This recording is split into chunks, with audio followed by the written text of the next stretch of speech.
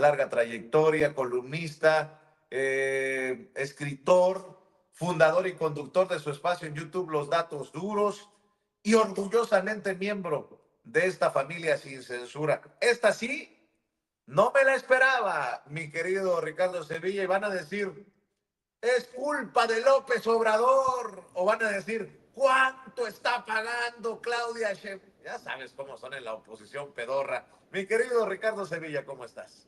Estoy muy bien, mi querido Vicente, público memorioso. Efectivamente, estos personajes, como dijera su presidente Enrique Peña Nieto, ningún chile les embona, todo les duele, todo los marchita, todo los acongoja, todo lo que tiene que ver, Vicente, lamentablemente con una postura que no esté de acuerdo con su visión, una visión ramplona, una visión conservadora, una visión ajada, una visión vieja. Estos personajes van a saltar, ya están reaccionando en redes sociales, tardíamente, por cierto, porque ya se siente diciembre y apenas vamos en el arranque del último mes del año, de este 2024, que ha sido un mes, un año muy lleno de noticias buenas para la izquierda, para el pueblo de México, pero muy largo para la derecha. Ya están reaccionando tardíamente, se fueron de vacaciones, ya se están yendo, pero están reaccionando ahí sobre esto. Ahora dicen, ¿cuánto dinero le habrán dado al Time? Ningún dinero, simple y sencillamente no se puede tapar el sol con un dedo, simple y sencillamente no se puede ir en contra de la realidad. Esa realidad es palpable, es visible, está haciendo un muy buen trabajo la presidenta Claudia Sheinbaum, ha ido, y nosotros lo hemos mencionado aquí en Sin Censura, ha ido trabajando muy rápidamente. Ella es una mujer metódica, ha ido presentando información, aprovechando esta conferencia mañanera del pueblo. Han llegado a comparecer bastantes personajes y además le responde fuertemente a Donald Trump, le dice prácticamente, dejémonos de utilizar las redes sociales y utilicemos la comunicación directa, menos show, o como diría Shakespeare, menos ruido y pocas nueces, más ruido, mucho ruido y pocas nueces. Pues bueno, ahí está la presidenta Claudia Sheinbaum saliendo adelante y representando a esta nación que está ávida de que se le dé un confrontamiento político al gobierno de Estados Unidos, que ha estado muy boquiabierto ahora con la respuesta que le ha dado la presidenta de México. Pero estoy muy bien, mi querido Vicente, y bueno, hay muchísima información, mucha información. Fíjate nada más, estaba yo viendo que en Grábenos, don David, que nunca falte, mi querido Ricardo Sevilla. Exactamente, que nunca falte, mi querido don David. Estoy yo fíjate, el Poder Judicial tiene dos facetas. En este preciso momento está llevándose a cabo el primer informe de gobierno, el primer informe de la gestión de la ministra del Pueblo, Lenia Batres. A mí eso me parece muy importante, porque que yo sepa, y la gente que nos ve y que nos escucha nos dirá si estamos en lo correcto o no, pero yo no sé de ningún ministro y de ninguna ministra que haya dado un informe como lo está planteando la ministra del Pueblo, Lenia Batres. En este momento está ahí en un lugar emblemático en el Museo de la Ciudad de México dando este informe. A mí me parece muy importante porque que den informes los ministros debería ser algo necesario.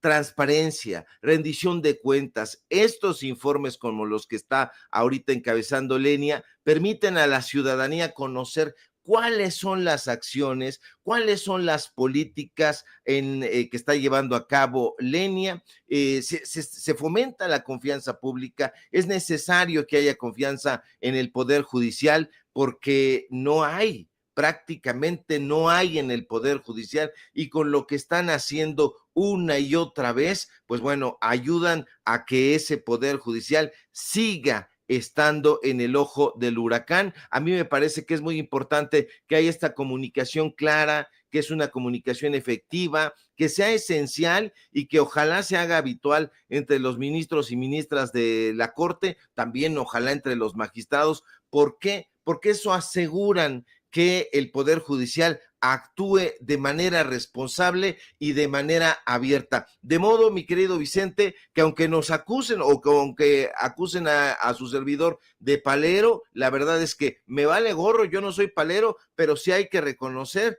que la ministra Lenia Batres está haciendo bien su trabajo y bueno, pues en este preciso momento se está llevando a cabo ahí en el Museo de la Ciudad de México, a unos pasos del Metro Pino Suárez, este primer encuentro, digamos, con los medios de comunicación de manera abierta, de manera con la ciudadanía, para que se sepa qué es lo que está haciendo. Ojalá eso lo hubiera hecho en algún momento Norma Piña y sus secuaces, pero simple y sencillamente no lo hicieron, mi querido Vicente, porque, pues bueno, eso por un lado, y por el otro lado, hay un tema, fíjate aquí, nada más, Vicente, no sé si me permitas tocarlo también, yo A creo ver, que sí.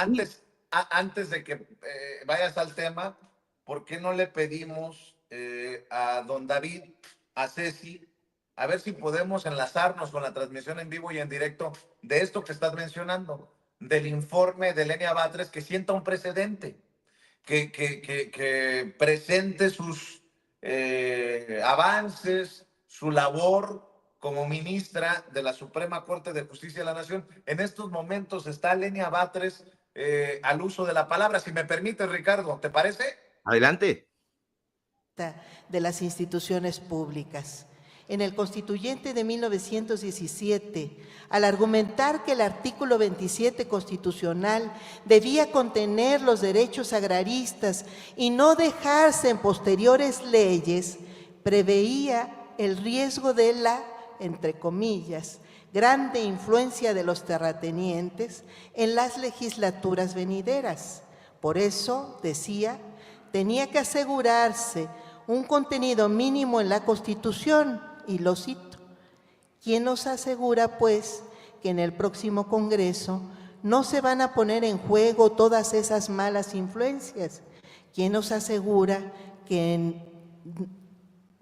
en el próximo Congreso va a haber revolucionarios suficientemente fuertes para oponerse a esa tendencia que, sin hacer caso del canto de las sirenas, sino poniendo la mano en el pecho, cumplan con su deber?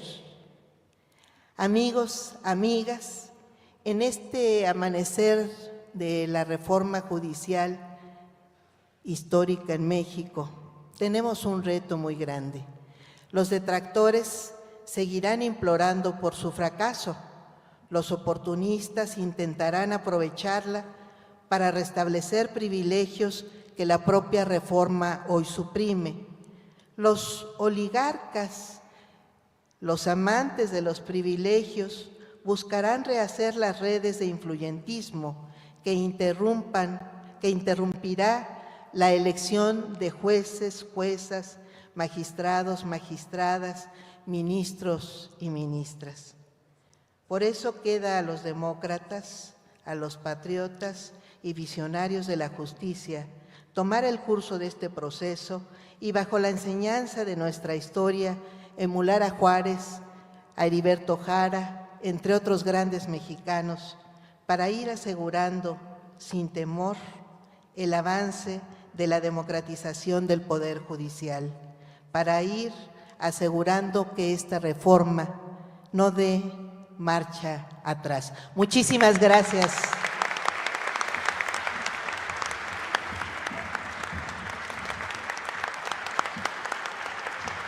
Pues ni planeado, mi querido Ricardo Sevilla. Nos ha tocado escuchar una advertencia durísima de la ministra Lenia Batres rumbo a la elección de magistrados, magistradas, jueces, juezas, ministros, ministras.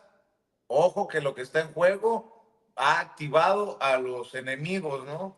Ya no de México, de esta reforma al Poder Judicial. Y pues también de alguna manera nos habla de ese Poder Judicial podrido del que vas a hablar tú, porque, híjole, no manches, traes unos temas durísimos. Vemos que la maestra de ceremonias es nuestra querida Nancy Flores. Me imagino que, a ver, vamos a ver la imagen, don David.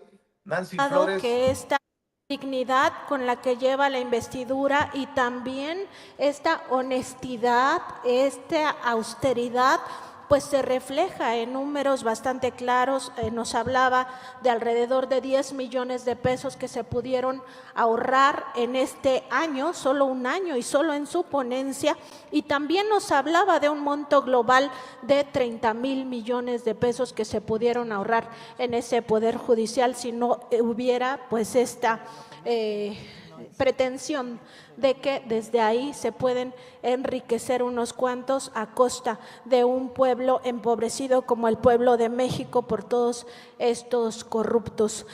Por supuesto que agradecemos este informe puntual, se puede consultar a partir del día de hoy en las redes sociales de la ministra.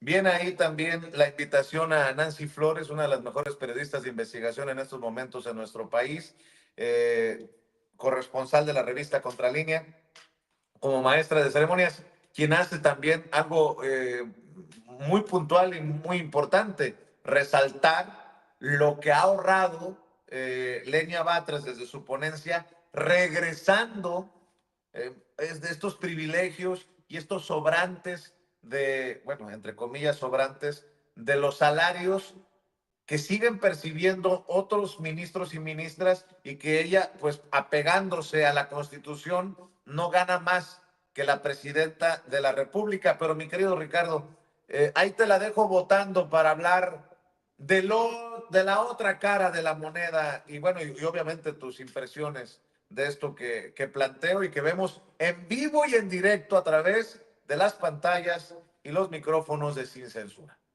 Así es, esta rendición de cuentas, esta transparencia de la que habla Lenia Batres y que está conduciendo, como bien apuntas, la colega Nancy Flores, pues habla justamente de eso con lo que se tiene que conducir el Poder Judicial, con transparencia, directamente, hablándole de frente al pueblo de México. Esto va generando una confianza que no tenía el Poder Judicial, hablarle a las diferentes entidades gubernamentales para identificar estos problemas, muchos problemas como ha sido justamente esta burbuja donde han habitado ahí en el Poder Judicial, para que se mejore la gestión pública ahí al interior del Poder Judicial, una comunicación clara, una comunicación efectiva. Vemos ahí a Héctor Díaz Polanco y otros invitados, además de Nancy Flores. Es tiempo de definiciones, como dijera el presidente Andrés Manuel López Obrador. Probablemente haya voces que digan, es que ya hay militancia de Nancy Flores.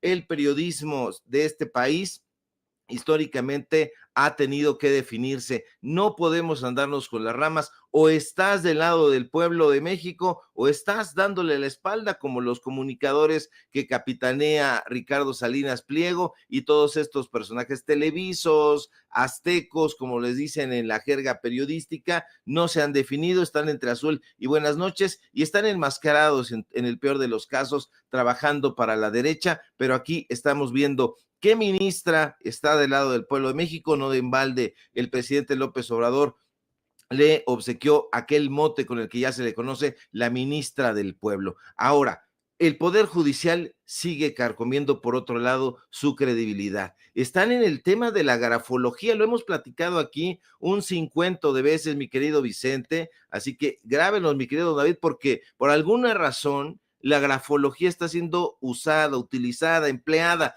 como prueba pericial en procesos jurídicos. Eso que aquí en Sin Censura. Así es.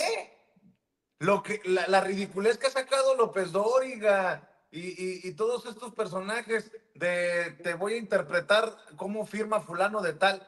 Eso efectivamente, mi querido Vicente, lo hemos conversado aquí a manera, digamos, de chacota. Hay personajes que usted los conoce, entre comillas, son analistas de cómo escribe usted la A, la O, el alfabeto, y por alguna razón, digamos mejor, por alguna sin razón, esta pseudociencia porque es una pseudociencia, está siendo usada como prueba pericial en procesos jurídicos. No estoy hablándole del pasado, le estoy hablando de lo que está sucediendo en este momento. Los jueces, las juezas no entienden, y me parece inaudito que la grafología es considerada una pseudociencia porque carece de toda evidencia científica que respalde su eficacia en la evaluación de la personalidad, pero hasta parecen, perdóneme usted, tiktokeros de poca monta, porque valiéndoles un comino, insisten en apegarse en ella.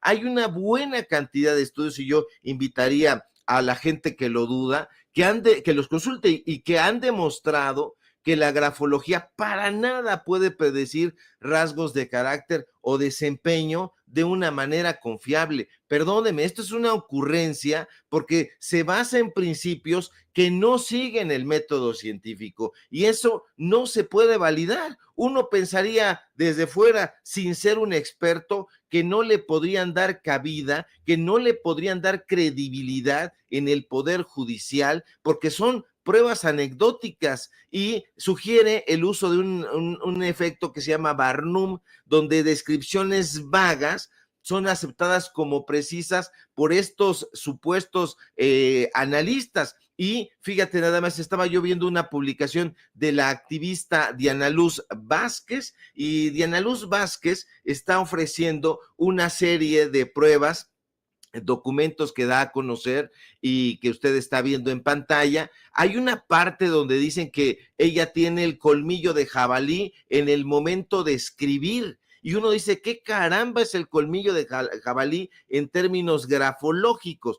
Bueno, pues es un trazo que aparece al final de unas letras. Estaba yo revisando y documentándome. Bueno, pues estos trazos, dicen estos pseudoexpertos, son similares a los colmillos de jabalí, supuestamente pequeños, angulosos, y dicen ellos en esta prueba grafológica que muestran la imprevisión, la imprudencia en asuntos de dinero, como en la manera de actuar. Entonces, a mí me parece inaudito que se le esté dando cabida en el Poder Judicial. Es concretamente el Poder Judicial aquí en la Ciudad de México. No es solamente el Poder Judicial a nivel federal, lo hemos dicho una y otra vez, es todo el sistema judicial donde están dándole valor a esta, insisto, pseudociencia. Fíjese, la grafoscopía es útil, sí, pero para verificar la autenticidad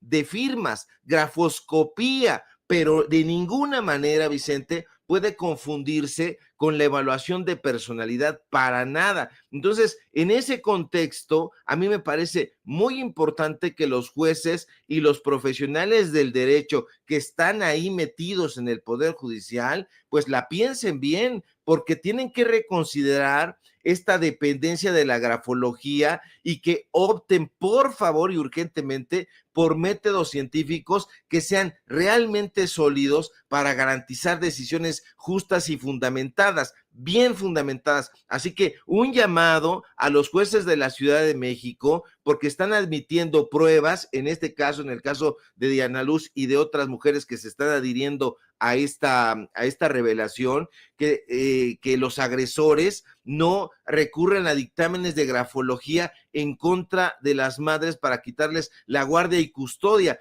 Ahí están estas evidencias, pruebas de supuestos peritajes obtenidos de firmas, además firmas utilizadas sin el consentimiento de las madres. Así que la grafología, Vicente, está de moda. Ahí la están utilizando en la derecha, pero por favor, no tiene ni debería de tener ningún valor judicial. Así que un llamado al Poder Judicial, no solamente de la Federación, sino de la Ciudad de México, y por qué no también al Poder Judicial de los estados. ¿En qué tribunales del siglo XXI se utilizan este tipo de pruebas? A mí me parece un retroceso increíble, sobre todo a raíz de que en las redes sociales están cundiendo este tipo de personajes que están evaluando, que si tienes una espadita por ahí, entonces tienes algunas manías, que si tienes los cuernos de jabalí, entonces tienes otras.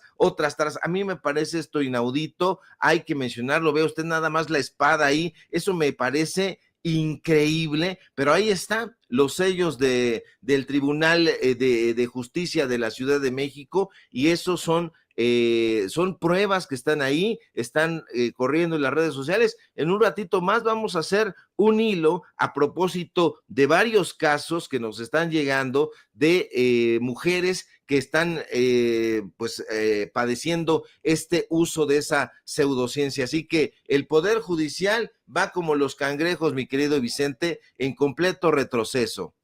No, y espérate tantito, ya ves que un tipo, todo parece indicar, intentó desviar un vuelo de Volaris del Bajío a Tijuana ayer hacia Estados Unidos, se lo plantearon también a la presidenta, ahí está el video.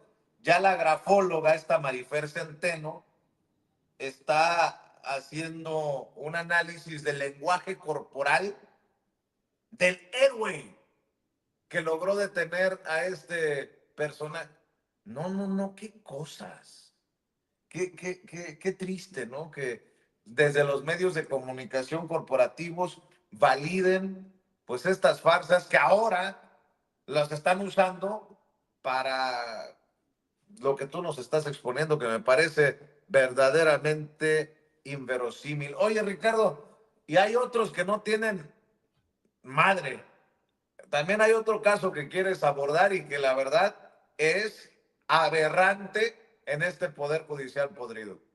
Así es, se trata de un juez, de los muchos jueces que han sido denunciados, que han sido exhibidos, protector de narcos y de corruptos. Se trata de Julio Veredín Sena, que ha sido pieza podrida y clave en la protección de criminales y de delincuentes, porque ha ido otorgando amparos que evitan detenciones e incluso extradiciones. Entre sus beneficiarios se encuentran líderes del crimen organizado y exfuncionarios acusados de corrupción. Le repito el nombre para que no quede lugar a dudas y usted sepa con quién está tratando. Julio Veredín Sena, él es juez séptimo de Distrito de Amparo en materia penal, aquí justamente en la Ciudad de México, y ha protegido a delincuentes de alto perfil, y aunque quiere mantenerlo en secreto, que nadie sepa, ahí todo calladito, resulta que fue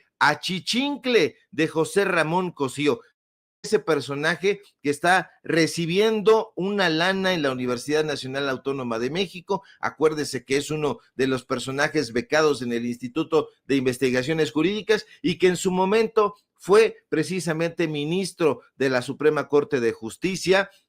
Y hay una serie de casos que a mí me parecería digno enfatizar. ¿Por qué? Porque aquí estamos hablando así, sin censura, con datos duros, no son ocurrencias. En diciembre de 2019, este sujeto, este juez Veredín, amplió una suspensión que impidió la extradición a Estados Unidos de Rafael Caro Quintero. Usted ya sabe, peligrosísimo narcotraficante, fundador del cártel de Guadalajara. Hay libros lamentablemente históricos que dan cuenta de la amistad de este criminal con otros, con el mentado jefe de jefes, Miguel Ángel Félix Gallardo, y don Neto Ernesto Fonseca Carrillo, así que a él también lo protegió. En noviembre de 2020, para decirle más, Veredín otorgó una suspensión provisional a Ramón Sosamontes, ¿se acuerda? Este personaje que se abrazaba porque era el jefe de comunicación social de la Sedesol en tiempos de Rosario Robles, que ahora se está victimizando y dice que no, para nada, ya no tuvo nada que ver con la estafa maestra. Bueno, a él también le dio su buen tratamiento Veredín, pero no es todo. A principios de 2021,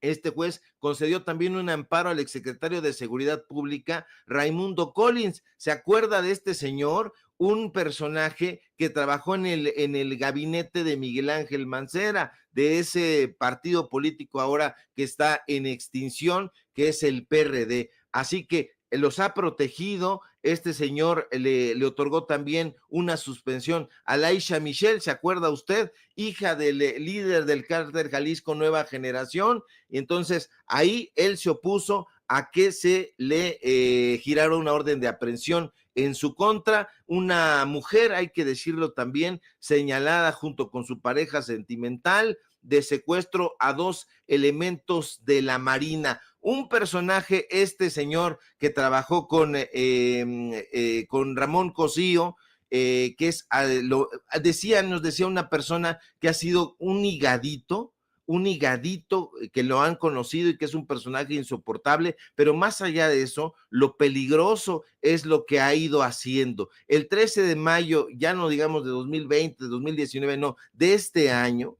este juez otorgó un amparo a José Rodolfo N., presunto líder del cártel Beltrán Leiva, allá en Nuevo León, donde malgobierna Samuel García, y el Gato, presunto líder de plaza del cártel de los Beltrán Leiva, se encontraba en la lista de los 10 personajes más buscados por el FBI. Eso no le importó al juez Beredín y también le dio su apoyo.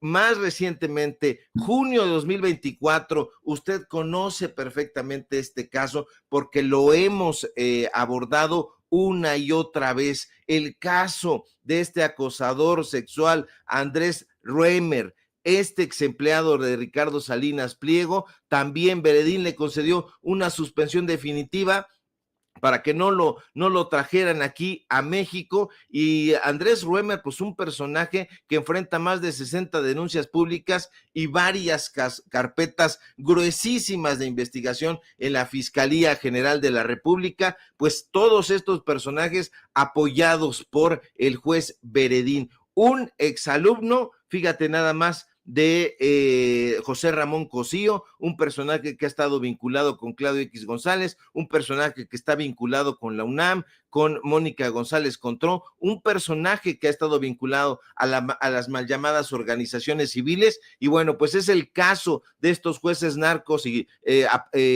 apoyadores pues, de narcos y corruptos, y que el sentido común y nos hiciera preguntar, ¿estos personajes estarán siendo sobornados? Yo creo que en la pregunta está la respuesta, y ese es el caso de Julio Beredín Sena, pero es uno de los tantos casos que están ahí enquistados en el Poder Judicial y que justamente, como decía la ministra Lenia Batres, la ministra del Pueblo, se tiene que democratizar el Poder Judicial, porque ya no es posible que este tipo de personajes sigan enquistados ahí por amiguismo, por nepotismo o por dedazo. Pues mi querido Ricardo Sevilla, que nos revisen los grafólogos nuestra firma para que confirmen que aquí sí decimos la verdad con los datos duros. Mi querido Ricardo Sevilla, ¿por qué no cerramos invitando a esta audiencia que tanto te aprecia y que tanto te admira para que te apoye en tus trincheras independientes y amor con amor se pague?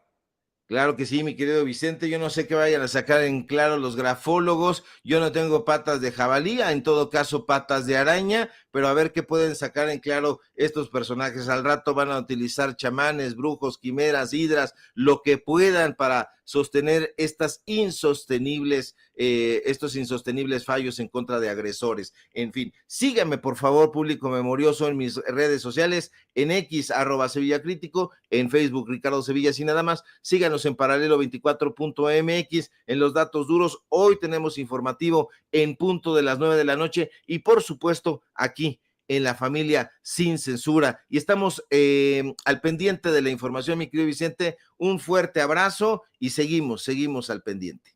Claro que sí, te mando un abrazo, Ricardo. Gracias por poner el dedo en la llaga en estos temas. El maestro Ricardo Sevilla hablando con nosotros sin censura. Buen día, buena semana, Ricardo. Estamos al pendiente. Déjenme regresar al tema de Donald Trump, pero antes, déjeme rescatar un mensaje de ayer en el gran cierre